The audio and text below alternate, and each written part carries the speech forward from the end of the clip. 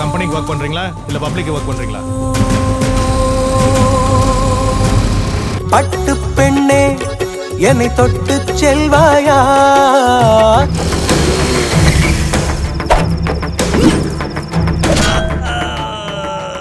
முதல்ல நிறைய போன் பேசாத, தெரிஞ்சதா?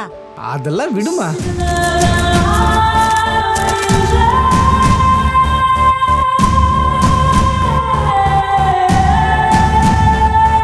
எப்படி சொல்லி உனக்கு புரிய வைப்பேன்னு எனக்கு தெரியலடா. புரிய வைக்க ட்ரை பண்ணதுடா, விட்டுடு. ஓ சகியே உனையே நம்பினே